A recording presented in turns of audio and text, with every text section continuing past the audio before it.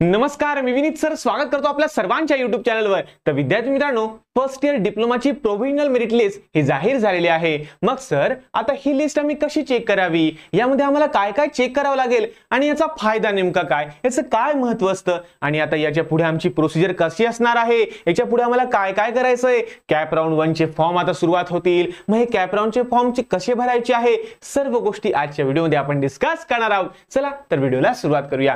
तर बघा रे विद्यार्थी मित्रांनो, सर्वात आधी तुम्हाला जर तुम्ही अजूनपर्यंत तुमची प्रोव्हिजनल मेरिट लिस्ट चेक केली नसेल तर काय करायचं, सिंपलचा फंडा आहे बो। चला तर या ठिकाणी तुम्हाला काय करायचं आहे, आपल्या गुगल वर जायचं आहे। तुमचं जी वेबसाईट तुम्हाला माहिती आहे, डिस्क्रिप्शन मध्ये लिंक देऊन देईल, त्या लिंक वर क्लिक करायचं, डायरेक्ट तुम्ही या वेबसाईट वर येऊन जाशाल, बरोबर आहे। चला तर या ठिकाणी तुम्हाला होमचा आयकॉन दिसेल, ठीक आहे। चला तर याला मी वरती स्क्रॉल डाऊन केलं तर बघा या ठिकाणी बघा दोन ऑप्शन तुम्हाला दिसतील बेटा, ठीक आहे ना। पहिलं म्हणजे काय, चेक प्रोव्हिजनल मेरिट स्टेटस, बघा हे ऑप्शन दिसतं बेटा तुम्हाला सर्वांना या ठिकाणी लेफ्ट साइडला, चेक प्रोव्हिजनल मेरिट स्टेटस। जर तुम्ही याच्यावर क्लिक केलं बेटा, त्यानंतर तुमचं या ठिकाणी ऍप्लिकेशन आयडी टाकला, डेट ऑफ बर्थ टाकली आणि सिलेक्ट मंथ, तुमचं डेट ऑफ बर्थ संपूर्ण टाकली की कंटिन्यू करायचं। तर या ठिकाणी मी काय केलेलं आहे, ऍप्लिकेशन आयडी टाकला, डेट ऑफ बर्थ टाकली आणि सबमिट करून दिलं। तर बघा बेटा त्या विद्यार्थ्याची संपूर्ण माहिती या ठिकाणी ओपन झालेली आहे। आता ही कशी चेक करायची, यामध्ये काय काय गोष्टी चेक करायच्या, या सर्व गोष्टी तुम्हाला सांगतो बेटा। कारण जर हा चान्स तुमच्या हातातून चालला गेला ना बेटा, नंतर तुमच्या फॉर्म मध्ये काहीही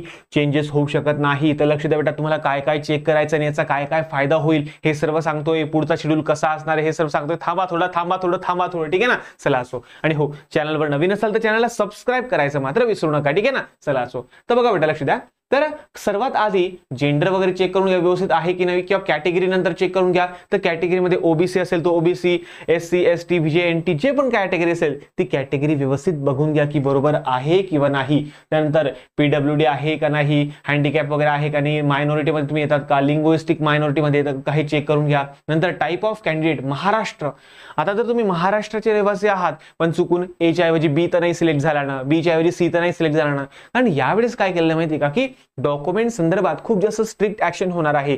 ज्या विद्यार्थी, ऐका बेटा, जो विद्यार्थी आपल्या कास्टचे, ऐका जो विद्यार्थी आपल्या कॅटेगरीचे योग्य ते डॉक्युमेंट समजा सादर करू शकणार नाही, तर अशा विद्यार्थ्याची ऍडमिशन कॅन्सल होऊन जाईल बेटा। त्यामुळे सांगतोय प्रॉपर व्यवस्थित बघा, तुमचं प्रॉपर हे व्यवस्थित आहे किंवा नाही एकदा चेक करून घ्या। आता टाइप ए याचा अर्थ काय असतो की तुमची 10वी जी आहे ती महाराष्ट्रातच झाली पाहिजे। दुसरी गोष्ट, तुमचा जन्म सुद्धा महाराष्ट्रातच झाला पाहिजे। या दोन कंडिशन मध्ये तुम्ही येत असाल तर टाइप ए तुम्ही आहात।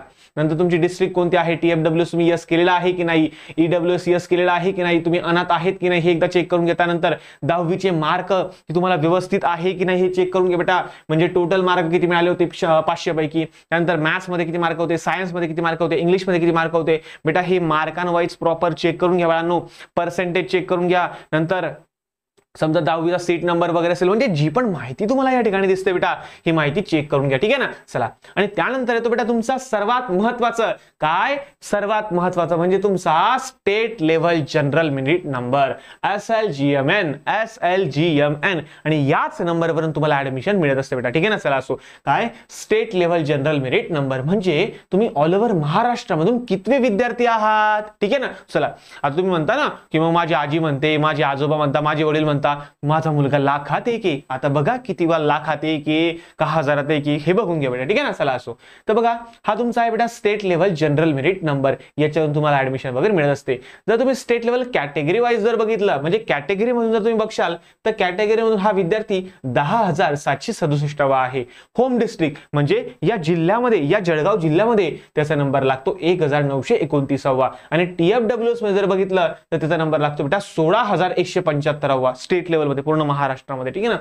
तर अशा प्रकारची नंबर सिरीज वगैरे आहे, ठीक आहे ना। चला असो, तर बघा आता सर मग याच्यात आम्हाला काय समजेल, ठीक आहे ना, आम्हाला काय समजेल याच्यावरून, तर सिंपलची गोष्ट बेटा ती बघा की तुमच्या वरती अजून किती विद्यार्थी आहे। आता जर समजा आपण बघितलं की home district general merit number, तर याचा या विद्यार्थ्याचा 1929, म्हणजे या जिल्ह्यामधून हा विद्यार्थी 1929 आहे। मग आता मला सांगा या जळगाव जिल्ह्यामध्ये किती विद्यार्थी आहे, बरोबर आहे. किती विद्यार्थी कॉम्प्युटरला ऍडमिशन घेत असेल, किती विद्यार्थी IIT ला ऍडमिशन घेत असतील, म्हणजे या गोष्टी सुद्धा आपल्याला बघाव्या लागतील बेटा, ठीक आहे ना. आणि यानुसार तुम्हाला समजेल की तुम्हाला कोणती ब्रांच वगैरे थोडं आयडिया येऊन जाते रे. जर समजा तुम्ही होम डिस्ट्रिक्ट मध्ये जर पहिल्या 100 मध्ये असाल, पहिले 150 मध्ये असाल, तर तुम्हाला आरामात जी पाहिजे ती ब्रांच तुम्हाला मिळून जाईल, जी पाहिजे ती ब्रांच मिळून जाईल पहिल्या 100 मध्ये असाल तर. Home district general merit number मध्ये, ठीक आहे ना. जर पहिल्या 100 मध्ये असाल तर तुम्हाला जी पाहिजे ती तुम्हाला ब्रांच मिळून जाईल. पण जर थोडंसं जास्त जर तुमची जनरल मेरिट नंबर असेल तर मग प्रॉब्लेम वगैरे होऊ शकतो, तुम्हाला वेगळ्या ब्रांचेस वगैरे घ्याव्या लागतील. तर ब्रांचेस कशा सिलेक्ट करायच्या, आज सर्व व्हिडिओची सिरीज तुमची येणार आहे, आजपासून कंटिन्यू मी करणार आहे बेटा, ठीक आहे ना. प्रत्येक ब्रांचचं महत्व काय हे सर्व तुम्हाला समजावून सांगणार आहे, ठीक आहे ना. फक्त तुम्हाला चॅनलला सबस्क्राईब करायचं आहे, बेल आयकॉनवर प्रेस करून घ्यायचं बेटा. आणि हो बघा बाळांनो, डिप्लोमा तर सुरू झालेला आहे, डिप्लोमा सुरू झालेला आहे, ठीक आहे ना. आता एक एक गोष्ट येते, ठीक आहे ना, त्या सर्व गोष्टी तुम्हाला सांगतो बेटा, ठीक आहे. चला आता हे तर झालं. आता विषय असा आहे की जर तुम्हाला सर्व विद्यार्थ्यांची, महाराष्ट्रातल्या सर्व विद्यार्थ्यांची जर समजा मेरिट लिस्ट पाहिजे असेल तर प्रोव्हिजनल मेरिट लिस्ट बघा, हे तुम्ही होमवर आले, याला स्क्रॉल डाऊन केलं खाली बघा, provisional merit Maharashtra state candidate, म्हणजे महाराष्ट्रातले जेवढे विद्यार्थी आहे त्या सर्वांची एक पीडीएफ आहे बेटा, ठीक आहे ना. ते पीडीएफ मी छान सुंदर डाउनलोड करून घेतलेली आहे. तुम्ही एक काम करू शकता, या क्लिक हिअरवर क्लिक करून तुम्ही डाउनलोड वगैरे करू शकता बेटा, ठीक आहे ना. मी डाउनलोड करून घेतलेली आहे. तर बघा ही एक पीडीएफ आहे, सुंदर अशी पीडीएफ आहे. या पीडीएफ मध्ये प्रत्येकाचा मीनिंग काय आहे या ठिकाणी सर्व काही सांगितलेलं आहे आपल्याला. चला तर बघा बेटा, हे सर्वांचे नाव आहे, म्हणजे बघा महाराष्ट्रातून पहिली मुलगी वाटतं, ठीक आहे ना. चला असो, म्हणजे बघा हा त्याचा state level general merit number, म्हणजे महाराष्ट्रातून ही विद्यार्थिनी पहिली आहे. तर या मुलीचं नाव या ठिकाणी दिलेलं आहे. नंतर मग पर्सेंटेज किती आहे, 99% आहे बेटा तिला, ठीक आहे ना. सर्वमध्ये 100 मार्क आहे बेटा तिला, ठीक आहे ना. चला असो, सोलापूर मधून आहे बेटा, व्हेरी गुड बेटा. असेल तर कॉन्टॅक्ट कर बेटा, आपला व्हॉट्सअप नंबरवर कॉन्टॅक्ट कर बेटा, मला खरंच तुझ्याशी बोलायची इच्छा आहे बेटा, ठीक आहे ना. ईश्वरी, ठीक आहे ना. चला असो, तर बघा बाळांनो, तर हे त्यांचे बघा, हे त्यांचं home district general merit number आहे. हा TFWS त्यांनी यस केलेला आहे का नो केलेला आहे. नंतर TFWS जनरल मेरिट नंबर दिलेला या ठिकाणी, कॅटेगरी या ठिकाणी त्यांची दिलेली आहे. नंतर तुमचं जे पण काही या सर्व माहिती तुम्हाला या ठिकाणी दिसताय बेटा, या ठिकाणी सर्व माहिती दिसताय, ठीक आहे. आणि हा तुम्ही जे कट ऑफ बघताय, आता बरेचसे विद्यार्थी वेबसाईटवर जातात, कट ऑफ चेक करतात. अरे कट ऑफ चेक करून काही फायदा आहे का? कट ऑफ फक्त तुम्हाला एक जस्ट आयडिया देतो, एक कच्चं पक्क गणित देतो. आता याच्यावरून तुम्हाला भरपूर साऱ्या गोष्टी क्लिअर होतील बेटा, ठीक आहे ना. चला असो, तर अशा प्रकारे तुम्ही विद्यार्थ्यांचा जनरल मेरिट नंबर सुद्धा चेक करू शकता, ठीक आहे. चला, आणि त्या कट ऑफ मध्ये state level general merit number मध्ये हा नंबर दिला असतो बेटा तुम्हाला, या नंबरवरून कट ऑफ तुम्हाला चेक करायचा असतो. क्लिअर बेटा तुम्हाला सर्वांना, ठीक आहे. तर ही अशी पीडीएफ आहे, भरपूर साऱ्या पेजेसची आहे. याच्यात सुद्धा तुम्ही तुमचं नाव सर्च करू शकता, बेटा, ठीक आहे. चला असो, तर इथपर्यंत तुम्हाला सर्वांना क्लिअर झालं असं मला वाटतं, ठीक आहे. चला असो, त्यानंतर आपण शेड्यूल मध्ये जर समजा बघायचं झालं, आता बघा इम्पॉर्टंट डेट्स वर आपण 2 मिनिटं जाऊ, नंतर आपण पुढे चर्चा करू, टेन्शन घेऊ नका बेटा.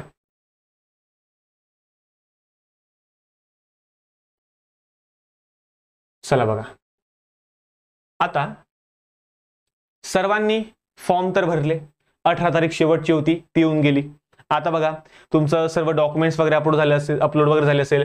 आजची तुमची प्रोव्हिजनल मेरिट लिस्ट सुद्धा लागून गेलेली आहे. आता बघा बेटा, 21 पासून तर 23 पर्यंत, म्हणजे 21 तारीख, 22 तारीख, 23 तारीख, तर या दिवसांमध्ये ज्या विद्यार्थ्यांच्या बघा या प्रोव्हिजनल मेरिट लिस्ट मध्ये काही विद्यार्थ्यांचे मार्क चुकीचे आले असेल, काही विद्यार्थ्यांची कॅटेगरी चुकीची आली असेल, काही विद्यार्थ्यांची समजा नावामध्ये काही मिस्टेक असेल, काही विद्यार्थ्यांची समजा डेट ऑफ बर्थ चुकली असेल, म्हणजे जे पण काही तुमचे करेक्शन असेल बेटा, ऐका, जे पण काय तुमचे करेक्शन असेल हे तुम्हाला या 3 दिवसामध्ये करून घ्यायचे आहे. बघा पुन्हा एकदा सांगतोय, या प्रोव्हिजनल मेरिट लिस्ट मध्ये जेवढी पण माहिती आलेली आहे त्या माहितीमध्ये जर समजा काही चेंजेस असतील, काही चुकीचं आलं असेल, काही स्पेलिंग मिस्टेक झाली असेल, काही प्रॉब्लेम झाले असेल, तर तुम्हाला एक काम करायचं बेटा.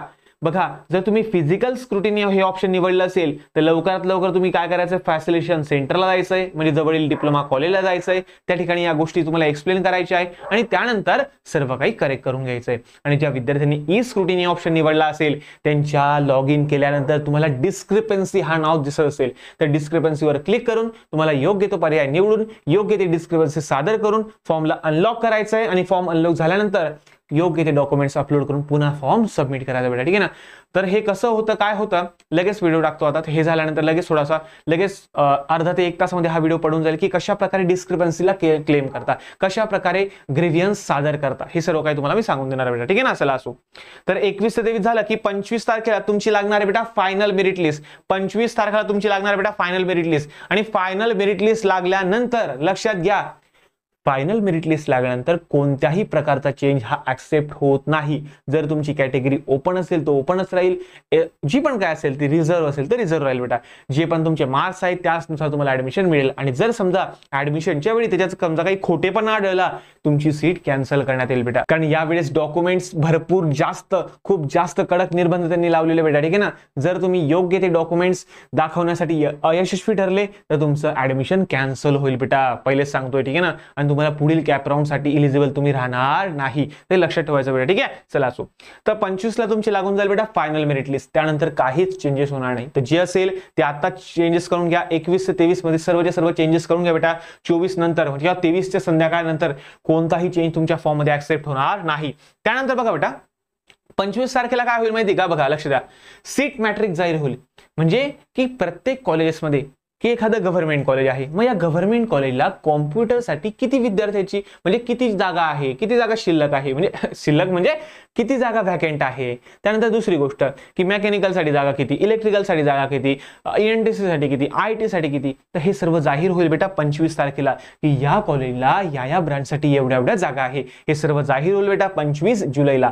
त्यानंतर काय होईल माहिती का, बघा कॅप राऊंड 1 साठी ऑप्शन फॉर्म फिलिंग सुरुवात होईल. आता ऑप्शन फॉर्म कसा भरावा यासाठी मी एक जबरदस्त व्हिडिओ बनवेलच, तुम्ही मागचे व्हिडिओ सुद्धा बघू शकता. पण नवीन एक व्हिडिओ मी बनवेल बेटा की ऑप्शन फॉर्म कसा भरावा, ऑप्शन फॉर्म भरताना कोणकोणती काळजी घ्यावी, मागचा व्हिडिओ पण आहे, तुम्ही बघू शकता बेटा, ठीक आहे ना. चला असो, तर बघा बेटा सिंपलची गोष्ट 26 जुलै ते 29 जुलै म्हणजे 26, 27, 28, 29 हे 4 दिवस, 26 ते 29 या 4 दिवसांमध्ये तुम्हाला तुमचा कॅप राऊंड भरायचा बेटा. कॅप राऊंडचा फॉर्म भरणं म्हणजे काय, तर तुम्हाला तुमच्या कॉलेजेसची नावं टाकायची आहे, कॉलेजेस सिलेक्ट करायचे बेटा की तुम्हाला कोणकोणत्या कॉलेजेसमध्ये ऍडमिशन घेऊ इच्छिता. तर सर्व कॉलेजेस तुम्हाला सिलेक्ट करायचे बेटा. त्याला प्रॉपर सिक्वेन्सने लावायचंय आणि सिक्वेन्स कशी लावता हे सुद्धा सांगेल. कारण बरेचसे विद्यार्थी काय करतात, चुकून मुकून मोबाईलवर फॉर्म भरतात आणि मोबाईलवर सिक्वेन्स प्रॉपर लागत नाही बेटा, एखाद्या वेळेस इकडे तिकडे होऊन जातं. त्यामुळे लक्षात ठेवा की ऑप्शन फॉर्म भरताना तुम्ही लॅपटॉपवर किंवा कॉम्प्युटरवरच फॉर्म भरला पाहिजे, कारण सिक्वेन्स प्रॉपर लावता येतो, ठीक आहे ना. येतं बेटा क्लिअर सर्वांना. तर कॉलेजेस तुम्हाला निवडायचे आहे, 26 ते 29 दरम्यान कॉलेजेस सिलेक्ट करायचे आहे, ऑप्शन फॉर्म भरायचा आहे. आणि एकदा का ऑप्शन फॉर्म भरला गेला की नंतर 31 जुलै 2024 ला, ऐका रे ऐका, 31 जुलै 2024 ला तुमची लागून जाईल अलॉटमेंट लिस्ट. म्हणजे तुम्हाला कोणतं कॉलेज मिळालं हे जाहीर होणार आहे 31 जुलैला बेटा, ठीक आहे ना. तुम्हाला कोणतं कॉलेज मिळालं, कोणती ब्रांच मिळाली, हे सर्व जाहीर होणार बेटा 31 जुलैला. क्लिअर होतं बेटा सर्वांना. चला ठीक आहे, आम्हाला 31 जुलैला समजलं की आम्हाला हे कॉलेज मिळालं आहे, ही ब्रांच मिळाली आहे. तर यामध्ये 3 कंडिशन येतात बेटा. पहिली कंडिशन, जर तुम्हाला पहिल्याच नंबरचं, ऐका रे ऐका, जर तुम्हाला पहिल्याच नंबरचं कॉलेज लागून गेलं तर ते होऊन जातं ऑटो फ्रीज, ते होऊन जातं बेटा ऑटो फ्रीज. म्हणजे ते कॉलेज तुम्हाला घ्यावंच लागतं, ते कॉलेज तुम्हाला घ्यावंच लागतं. तुम्ही नाही म्हणू शकत, तुम्ही नाही म्हणू शकत बेटा, ठीक आहे ना. चला असो, आणि कारण जर तुम्ही नाही म्हटलं तर तुम्हाला कोणत्याच कॉलेजला म्हणजे पहिला राऊंड, दुसरा राऊंड, तिसरा राऊंड, तिघी राऊंड म्हणून तुम्ही बाहेर होशाल डायरेक्टली. म्हणजे तुम्हाला डायरेक्टली डिप्लोमाला कॅप राऊंड थ्रू ऍडमिशन मिळणार नाही. लक्षात ठेवा, पहिलं कॉलेज तुम्हाला मिळालं आणि जर तुम्हाला घ्यायचं नसेल त्या ठिकाणी तर असं चालत नाही, ते तुम्हाला घ्यावंच लागतं. त्यामुळे लक्षात ठेवा बेटा, तुमच्या लिस्टमध्ये पहिलं कॉलेज असं टाका की जे तुम्हाला लागलं ना तर तुम्हाला खूप आनंद होईल, तुम्हाला खूप आनंद होईल बेटा, ठीक आहे ना. असंच टाका. आणि सर्वात बेस्ट कॉलेज जे असेल, एकदम बेस्ट मधून बेस्ट तुमच्या जिल्ह्यातलं म्हणा, गव्हर्नमेंट कॉलेजच टाकतं, मला माहिती आहे, ठीक आहे ना. पहिलं सर्वांचं गव्हर्नमेंट असतं तर गव्हर्नमेंट टाका आणि जी आवडती ती ब्रांच टाका बेटा, ठीक आहे ना. चला असो, तर बघा बेटा 31 तारखेला तुम्हाला अलॉट होऊन जाईल कोणतं कॉलेज लागलंय. तर जर तुम्हाला पहिल्याच नंबरचं कॉलेज लागलं असेल तर ते होतं ऑटो फ्रीज. आता ऑटो फ्रीज झाल्यानंतर तुम्हाला काय करायचंय, तुमचे ओरिजिनल डॉक्युमेंट्स घ्यायचे आहे. त्या ओरिजिनल डॉक्युमेंटचे तुम्हाला 3 झेरॉक्सचे सेट तयार करायचे बेटा, ठीक आहे ना. 3 झेरॉक्सचे सेट तयार करायचे आहे. त्यानंतर तुमचे ओरिजिनल डॉक्युमेंट घ्यायचे, तुमचे पासपोर्ट साईज फोटो घ्यायचे आणि मग त्या कॉलेजला जायचं, ज्या कॉलेजला तुमचा नंबर लागलाय त्या ठिकाणी सर्व डॉक्युमेंट दाखवायचे, डॉक्युमेंट जमा करायचे. ऐका, डॉक्युमेंट सर्व जमा करायचे, ओरिजिनल बरं, ओरिजिनल डॉक्युमेंट जमा करायचे, झेरॉक्सचे एक सेट तुम्हाला त्या ठिकाणी जमा करावं लागेल आणि मग तुम्ही मस्त घरी येशाल बेटा, ठीक आहे ना. तर अशा पद्धतीने तुमचे ऍडमिशन तुम्हाला कन्फर्म करावं लागेल. मग कॉलेजची फीस भरा, कॉलेजचं काय ते युनिफॉर्म ते सर्व चाल द्या मग तुमचं डायरेक्टली, ठीक आहे ना. सर्व काय तुमचं तुम्ही मस्त आहे की तुमचं कॉलेज फायनल होऊन जाईल डायरेक्टली, ठीक आहे ना. चला दुसरं ऑप्शन असतं बेटा सेल्फ फ्रीज. आता समजा मला पहिलं ऑप्शन नाही मिळालं, मला दुसरं मिळालं, तिसरं मिळालं, चौथं, पाचवं, सहावं, म्हणजे पहिलं सोडून बाकी इतर कॉलेजेस मधलं एखादं ऑप्शन मला मिळालं. ऐका, मी समजा 10 कॉलेज टाकले होते, 10 पैकी मला समजा 7वं कॉलेज मला मिळालं, 7वं कॉलेज मला मिळालं समजा, ठीक आहे ना. आणि मला असं वाटतं की ठीक आहे बाबा, जे 7व्या नंबरचं कॉलेज मला मिळालं ना ते सुद्धा मला मान्य आहे, मला ते खूप आवडलं, मला तिथं ऍडमिशन घ्यायचं आहे, ठीक आहे ना. तर मी काय करेल, सेल्फ फ्रीज या ऑप्शनवर क्लिक करेल आणि सेल्फ फ्रीज करून माझी अलॉटमेंट मी त्या ठिकाणी घेऊन गेली. मग बरोबर आहे, मग परत तेच करायचं, ओरिजिनल डॉक्युमेंट घ्यायचे, झेरॉक्सचे 3 सेट घ्यायचे, पासपोर्ट साईज फोटो सर्व घेऊन त्या कॉलेजला जायचं, पैसे भरायचे, डॉक्युमेंट जमा करायचे, ऍडमिशन कन्फर्म करून टाकायचं, ठीक आहे ना. चला, पण तिसरं ऑप्शन बघा रे भाऊ, जर मला 7व्या नंबरचं कॉलेज मिळालंय का, ऐका मला 7व्या नंबरचं कॉलेज मिळालंय का, पण मला असं वाटतंय की अरे यार मला याच्यापेक्षा वरचं कॉलेज जर मिळालं असतं तर एकदम मस्त झालं असतं यार, ठीक आहे ना. आता मला समजा गव्हर्नमेंट मधलं मला मिळाली सिव्हिल ब्रांच, पण मला गव्हर्नमेंट मधली मला कॉम्प्युटर पाहिजे होती यार, मस्त झालं असतं यार. तर मी काय करेल, त्या ठिकाणी ऑप्शन फॉर बेटरमेंट वर क्लिक करेल बेटा. काय बघा बेटा, तिसरं ऑप्शन काय, ऑप्शन फॉर बेटरमेंट, म्हणजे जी सीट मला मिळालेली आहे, जी जागा मला मिळालेली आहे, जे कॉलेज किंवा जी ब्रांच मला मिळालेली आहे ते मला मान्य आहे, ऐका ते मला मान्य आहे, पण तरी सुद्धा अजून बाकीचे 2 राऊंड मी ट्राय करतो ना, याच्यापेक्षा चांगलं मिळालं तर आनंदाची गोष्ट आहे, आणि तिसऱ्या राऊंड पर्यंत नाहीच मिळालं तर हे जे पहिल्या राऊंडला मिळालेलं कॉलेज होतं हे माझं सेफ राहील, त्या ठिकाणी जाऊन मी गुपचाप ऍडमिशन घेऊन घेईल. येतंय का लक्षात? याच्यावर मी सेपरेट जबरदस्त व्हिडिओ बनवेल, विथ एक्झाम्पल व्हिडिओ बनवेल बेटा, तो पाहायचा विसरू नका. कॅप राऊंडचे फॉर्म भरण्या अगोदर तो व्हिडिओ पाहायचा विसरू नका बेटा, ठीक आहे ना. चला असो. आणि हा, जे माझे ऑफलाईनचे विद्यार्थी आहे, ऑफलाईन क्लासेसचे विद्यार्थी, त्यांचा ऑप्शन फॉर्म तर मीच भरून देणार आहे. पण बघा बेटा, तुम्हाला जर काही मदत लागली, काही वाटत असेल तर तुम्ही मला व्हॉट्सअपला सुद्धा मेसेज करू शकता. बघा बेटा, कसं होतं माहिती आहे का, पॉसिबल सर्वांना रिप्लाय देणं पॉसिबल नाही होत, पण तरी सुद्धा मी मॅक्सिमम रिप्लाय देतो आणि मी लाईव्ह सुद्धा येणार आहे, ठीक आहे ना. आज संध्याकाळी मी लाईव्ह येईल, त्यावेळेस सर्व डाऊट्स मी तुमचे क्लिअर करून देईल बेटा, ठीक आहे ना. टेन्शन घेऊ नका, ठीक आहे. चला, तर अशा प्रकारे तुम्हाला तुमचं ऍडमिशन कन्फर्म करायचं आहे कॉलेजला जाऊन, आणि हे तुम्हाला करायचं आहे 6 ऑगस्ट पर्यंत, म्हणजे 1 ऑगस्ट ते 6 ऑगस्ट पर्यंत तुम्हाला त्या कॉलेजला जायचं आहे, तुमची ऍडमिशन कन्फर्म करायचं आहे. आणि ज्यांनी ऑप्शन नंबर 3 निवडलंय, कोणतं ऑप्शन नंबर 3, म्हणजे मिळालेलं कॉलेज मला मान्य आहे पण तरी सुद्धा मी पुढचा राऊंड ट्राय करणार आहे, ठीक आहे. त्यानंतर ऑप्शन फॉर बेटरमेंट वर क्लिक करावं लागतं, तुम्हाला अलॉटमेंट फीस भरावी लागते आणि मग लगेच मस्त घरी बसून राहायचं, कुठेही जायची गरज नाही. ज्यांनी ऑप्शन नंबर 3 निवडलंय त्यांना कुठेही जायची गरज नसतं बेटा, मस्त घरी बसायचं, पद्धतशीर राहायचं, ठीक आहे. चला असो, त्यांनी पुढच्या कॅप राऊंडची वाट बघायची, ठीक आहे. चला, मग त्यानंतर काय होईल, 1 ऑगस्ट ते 6 ऑगस्ट दरम्यान ऍडमिशन यांच्या कन्फर्म झाल्या. त्यानंतर बघा बेटा, मग 7 ऑगस्टला काय होईल माहिती का, display of vacant seat for cap round 2. म्हणजे आता बघा, पहिल्या राऊंडला बरेचसे विद्यार्थी कॉलेजला जाऊन ऍडमिशन घेऊन घेतील, ऐका, पहिल्या राऊंडला बरेचसे विद्यार्थी कॉलेजला जाऊन ऍडमिशन घेऊन घेतील. मग उरलेल्या जागा किती आहे, सुरलेल्या जागा किती आहे, हे तुम्हाला किती आहे हे तुम्हाला समजेल बेटा 7 ऑगस्टला तुम्हाला समजेल की आता कोणत्या कॉलेजला किती ऍडमिशन झाल्या आहे आणि किती जागा उरलेल्या आहे, ठीक आहे ना. चला असो, मग उरलेल्या जागांसाठी परत नवीन कॅप राऊंड सुरू होईल. परत नवीन कॅप राऊंड साठी तुम्हाला फॉर्म भरायचा आहे 8 ऑगस्ट ते 12 ऑगस्ट दरम्यान, 8, 9, 10, 11, 12, ठीक आहे ना. 8 ऑगस्ट ते 12 ऑगस्टच्या दरम्यान तुम्हाला कॅप राऊंड 2 चा फॉर्म भरायचा बेटा, ठीक आहे ना. मग कॅप राऊंड 2 चा फॉर्म भरला, मग परत कॉलेजेस टाकायचे, हे कसे टाकायचे, काय टाकायचे सर्व सांगतो, ठीक आहे. चला, मग कॅप राऊंड 2 ची जी रिझल्ट आहे, कॅप राऊंड 2 ची जी अलॉटमेंट रिझल्ट आहे तो लागेल बेटा 14 ऑगस्ट 2024 ला. मग 14 ऑगस्टला कॅप राऊंड 2 चा निकाल लागेल. मग परत तेच, ज्या विद्यार्थ्यांनी पहिल्या नंबरचं ऑप्शन भरलंय त्यांना तर कॉलेजला ऍडमिशन घ्यावंच लागेल. जर इतर कोणतं भरलंय, सेल्फ फ्रीज वर क्लिक केलं, म्हणजे त्याला घ्यायचं असेल बा, तो सेल्फ फ्रीज वर क्लिक करेल, कॉलेजला जाईल, ऍडमिशन करून घेईल. आणि ज्या विद्यार्थ्याला असं वाटतं नाही मी अजून 3ऱ्या राऊंड पर्यंत वाट पाहतो, मग तो परत काय करेल, ऑप्शन फॉर बेटरमेंट वर क्लिक करेल, परत नेक्स्ट राऊंडची वाट बघेल तो, ठीक आहे. म्हणजे शेवटपर्यंत जब तक मिलता नाहीये तब तक छोडूंगा नाही भाऊ, असं येते, आलं लक्षात. चला असो, तर सिंपलची गोष्ट आहे. असं वाटतं ना काही ना, जोपर्यंत मला गव्हर्नमेंट कॉलेजची बेस्ट ब्रांच मिळत नाही तोपर्यंत मी शेवटचा राऊंड पर्यंत ट्राय करत राहीन.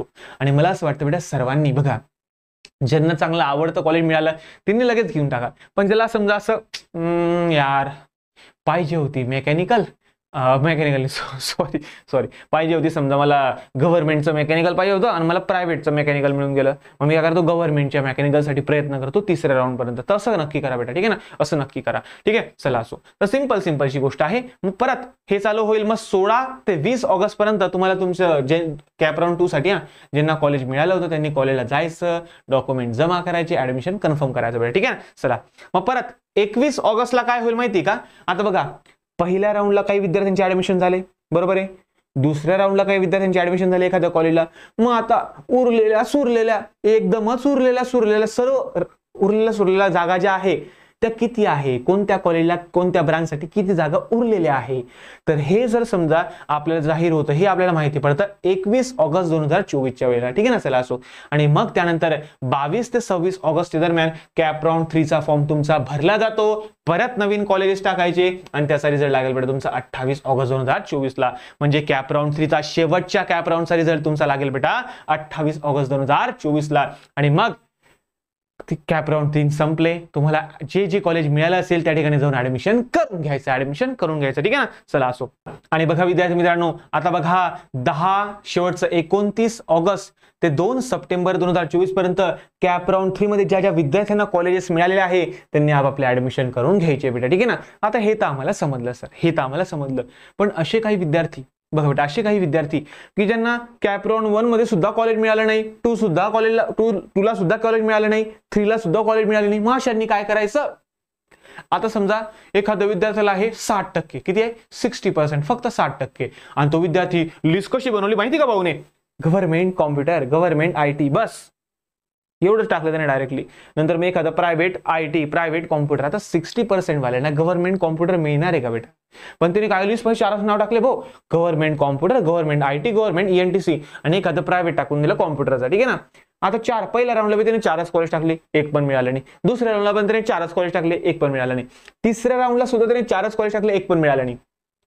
मग ज्या विद्यार्थ्याला कॉलेजेस अलाउड झालं नाही अशा विद्यार्थ्यांना इन्स्टिट्यूट वाईज, म्हणजे मग काय करायचं, पहिला राऊंड, दुसरा राऊंड, तिसरा राऊंड, तिघी राऊंड झाल्यानंतर ज्या जागा उरलेल्या असतात, एकदम उरलेल्या बघा कसं असतं माहिती का बेटा, की आता मला सांगा कॅप राऊंड 1 मध्ये मॅक्सिमम पूर्ण ऍडमिशन घेऊन घेता, ज्यांना गव्हर्नमेंट लागतं ते घेऊन घेता.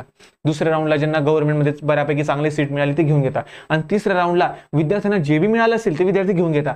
मग एवढं सर्व झाल्यावर सुद्धा सोरलेल्या एकदमच कमीत कमी जागा असतात, 2-2, 3-3 जागा असतात प्रत्येक कॉलेजमध्ये.